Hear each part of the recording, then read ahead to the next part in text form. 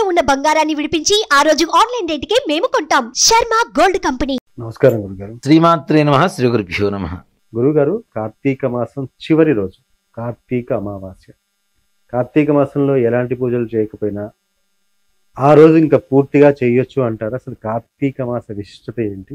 ఆ రోజు విధి విధానాలు, ఏ కార్యక్రమాలు చేస్తే మనకు కోరుకున్న కోరికలను నెరవేరి ఐశ్వర్యవంతులు అవుతారో తెలియదు. ఇప్పుడు అతి ఎక్కువగా జనాభా అనుభవిస్తున్నది ఆర్థిక ఇబ్బందులు, నరఘోష, అలాగే ఆరోగ్యం.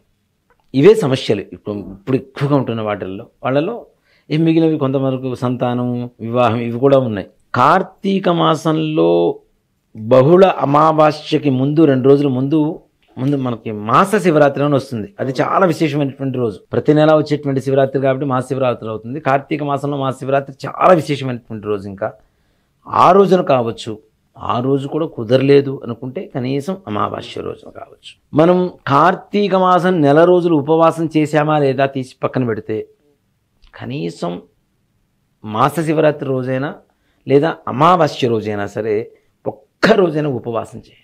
దానివల్ల సంపూర్ణమైనటువంటి ఆరోగ్యం కలుగుతుంది. ముఖ్యంగా 1వ తారీఖు ఆదివారం, అమావాస్య, అనురాధ నక్షత్రం. మనం అంతకుముందు ఆదివారం, అమావాస్య, పుష్యమి నక్షత్రం కలిసి వస్తే ఆమార్క యోగం, పుష్యార్క యోగం అని చెప్పి మనం చేసుకున్నాం. అలాంటిదే మరలా అనురాధ నక్షత్రం కలిసి రావడం, అంతే ప్రభావవంతమైనటువంటి శక్తివంతమైనటువంటి రోజుగా ఆదివారం, అమావాస్య, డిసెంబర్ 1వ తారీఖున ఏదైతే అనుకుంటున్నామో ఆ రోజున కూడా సంపూర్ణమైనటువంటి యోగం కలుగుతుంది. ఆదివారం, అమావాస్య రోజున కూడా మనం ఏ గ్రామ దేవత ఆలయానికైనా వెళ్ళండి. శివాలయానికి వెళ్తాం, దీంతో పాటుగా ఏ గ్రామ దేవత ఆలయానికైనా వెళ్ళండి. నిమ్మకాయల దండ సమర్పించి అమ్మవారికి ఒక 5 నిమ్మకాయలు అమ్మవారి పాదాల దగ్గర పెట్టి ఒక 15 ప్రదక్షిణాలు చేసుకొని ఆ నిమ్మకాయలు ఇంటికి తెచ్చుకోవడం. 5 నిమ్మకాయలు. దీంతో పాటుగా ముఖ్యంగా తమలపాకు ఉంటుంది కదా, ఫ్రెష్ ఒక 2 ఆకులు తీసుకోండి, కొద్దిగా సున్నం పోయండి, జాజికాయ, జాపత్రి, లవంగాలు, 5 ఇలాచీలు అంటే యాలుక్కాయలు తాంబూలంగా చుట్టి అది మీ చేత్తో పట్టుకొని నిమ్మకాయ లోపల సమర్పించి అమ్మవారికి నిమ్మకాయలు మాల సమర్పించి ఇది చేత్తో పట్టుకొని 15 ప్రదక్షిణాలు చేయండి అమ్మవారి గుడి చుట్టూ. అమ్మవారికి 15 ప్రదక్షిణాలు మొత్తం పూర్తయిన తర్వాత మీ మనస్సులో ఉండేటువంటి సంకల్పం ఏదైతే ఉంటుందో మనస్ఫూర్తిగా ఎక్కడ కూడా ఆత్మన్యూనత లేకుండా, నేను తక్కువ, నాకేం కావట్లేదు, ఇలాంటి బాధలు వదిలేసేయండి. నాకు ఈ పని కావాలి అని చెప్పి కమాండింగ్గా మనసులో మనస్ఫూర్తిగా కోరుకొని తాంబూలం అమ్మవారికి సమర్పించి, అమ్మవారికి తాంబూల పూరిత చాలా ఇష్టం అమ్మవారికి. తాంబూలం సమర్పించుకొని ఈ 5 నిమ్మకాయలు ఇంటికి తీసుకొచ్చుకొని ఒక 3 ఇంటికి కట్టండి. ఒక నిమ్మకాయ కట్ చేసి పసుపు కుంకుమ వేసి అటు ఇటు పెట్టండి వాకిలికి. ఇంకో నిమ్మకాయ చక్కగా కట్ చేసి జ్యూస్ చేసుకొని దాంట్లో మామూలు ఇంకో వేరే నిమ్మకాయలు కూడా కలుపుకొని కావాలంటే చక్కగా జ్యూస్ చేసుకుని ఇంట్లో అందరూ తాగండి.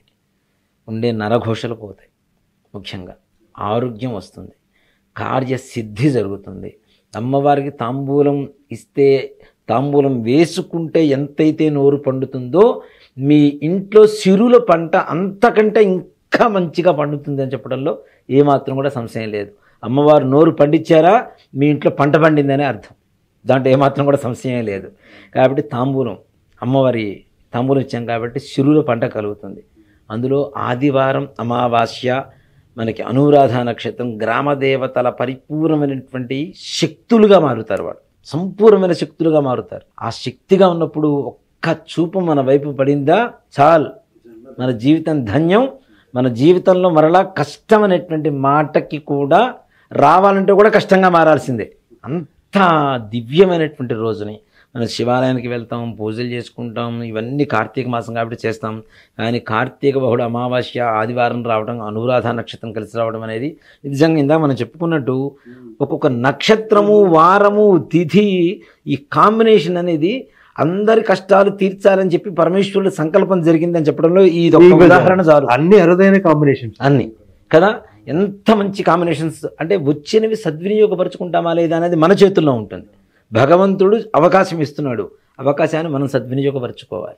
ఇదంతా ఒట్టి ట్రాష్, మనం ఏం చేయక్కర్లేదు అనుకుంటే దానికి ఎవరేం చేయలేము, వాడు కర్మ ఇంకా అనుభవించాలని చెప్పి రాసిపెట్టున్నాం. కాబట్టి ఈ విధంగా చేయడం ద్వారా తప్పనిసరిగా నరఘోషలు పోతాయి, చక్కగా ఇంటికి ఉండేటువంటి దుష్ట సంబంధమైనటువంటి శక్తులు ఏవైతే ఇంట్లో ఉంటాయో అవి కూడా వెళ్ళిపోతాయి.